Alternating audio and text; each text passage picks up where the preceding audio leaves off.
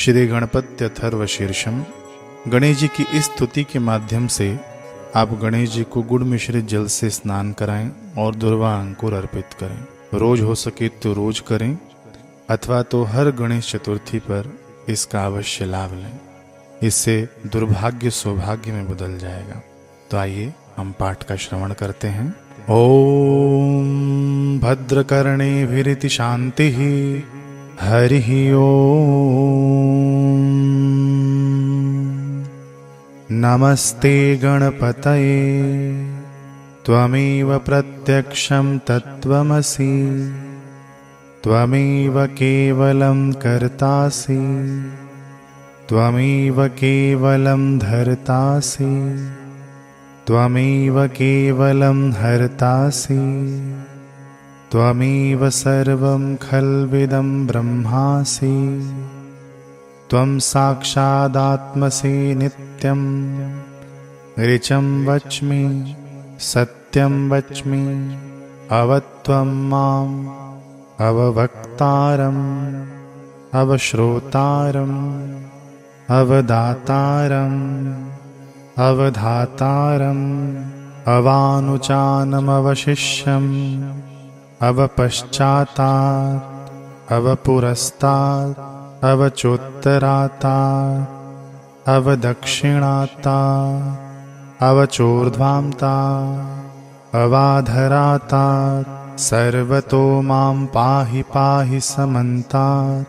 त्वं वाङ्मयस्त्वं चिन्मयः त्वमानन्दमयस्त्वं ब्रह्ममयः त्वं सच्चिदानन्दाद्वितीयोऽसि त्वं प्रत्यक्षं ब्रह्मासि त्वं ज्ञानमयो विज्ञानमयोऽसि सर्वं जगदिदं त्वत्तो जायते सर्वं जगदिदं त्वत्त तिष्ठति सर्वं जगदिदं त्वयि लयमिष्यति सर्वं जगदिदं त्वयि प्रत्यति।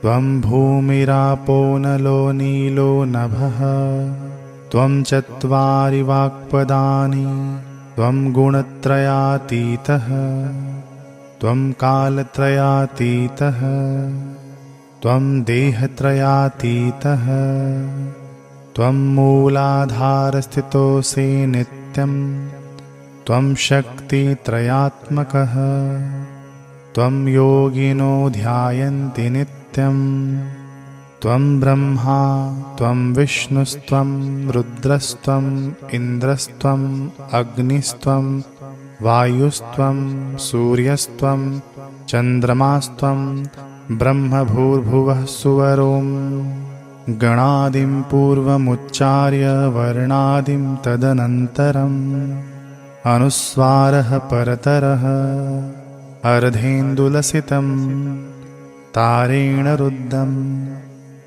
एतत्त्वमनुस्वरूपं गकारः पूर्वरूपम् अकारो मध्यमरूपम् अनुस्वारश्चान्त्यरूपम् बिन्दुरुत्तरूपम् नादः सन्धानं संहितासन्धिः शैषा गणेशविद्या गणकर्षिः निच्छृद्गायत्रीछन्दः श्रीमहागणपतिर्देवता।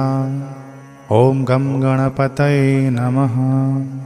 एकदन्ताय विद्महे वक्रतुण्डाय धीमहि तन्नो दन्ती प्रचोदयात्।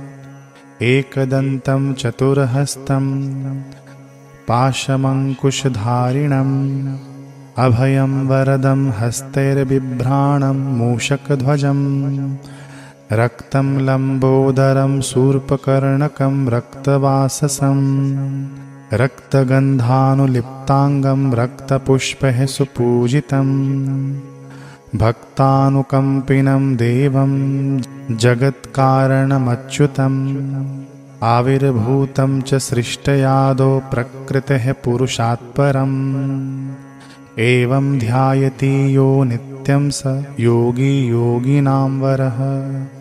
नमो व्रात्पतये नमो गणपतये नमः। प्रमथपतये नमस्तेस्तु लंबोदराय एकदंताय विघ्नविनाशिने शिवसुताय श्रीवरदमूर्तये नमो नमः। यहाँ तक तो श्लोक थे, उसके बाद महात्म्य का वर्णन है। तो महात्म्य आप लोग चाहें तो सुन सकते हैं, नहीं चाहे तो कोई बात नहीं, वहीं तक आप लोग सुनकर अपना पूजा संपूर्ण कर सकते हैं। महात्म्य इसलिए होता है कि महात्म्य सुनने के बाद उत्साह वर्धन हो हमारी साधना के लिए। तो मैं विस्तृत नहीं, बड़े ही शॉर्टकट में इसके महात्म्य का वर्णन कर देता हूँ। जो इस अथर्व शीर्ष का अध्ययन करेगा श्रद्धा के साथ, वह ब्रह्म को प्राप्त करने के योग्य हो जाएगा, पापों से मुक्त होगा। शाम को इसका अध्ययन करने से दिन में किए गए पाप नष्ट हो जाएंगे, सुबह में इसका अध्ययन करने से रात में किए गए पाप नष्ट हो जाएंगे, और शाम और सुबह दोनों समय अध्ययन और गहन चिंतन में शामिल होने से एक पापी व्यक्ति पाप रहित हो जाएगा। धीरे धीरे गहन चेतना को प्रकट करके और इस तरह पाप करने की प्रवृत्ति को दूर करके हर जगह अध्ययन करना, यानी सभी स्थिति में बाधाओं को दूर करेगा। भक्त को धर्म, अर्थ, काम और मोक्ष इसकी प्राप्ति होगी। यदि कोई किसी के प्रति आसक्ति के कारण इसे यानी उस व्यक्ति को अयोग्य जानने के बावजूद वह पापी बन जाता है, जब गहन अध्ययन और चिंतन द्वारा इस अथर्व शीर्ष का 1000 पारायण किया जाता है, तब इस यानी उपनिषद से सिद्धि प्राप्त होती है, आध्यात्मिक सिद्धियां। जो व्यक्ति चतुर्थी का व्रत रखता है और इस उपनिषद का पाठ करता है, वह ज्ञान से परिपूर्ण हो जाता है, विद्यावान बन जाता है। यह अर्थवर्ण ऋषि का वचन है। भगवान का ज्ञान प्राप्त कर लेता है, ब्रह्म को आच्छादित कर लेता है, अर्थात ब्रह्म विद्या को समझ लेता है, और उसके बाद उसे कोई भय नहीं होता, अर्थात वह अहंकार जन्य भयों से मुक्त हो जाता है। जो कोमल दुर्वा घास से गणपति की पूजा करता है, वह कुबेर के समान समृद्ध हो जाएगा।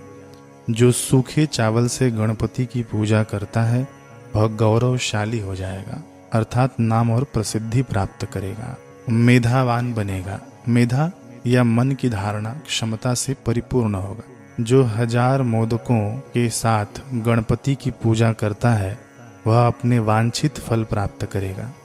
वह जो टहनियों के साथ गणपति की पूजा करता है, घी में डुबाने पर वह सब कुछ प्राप्त कर लेता है।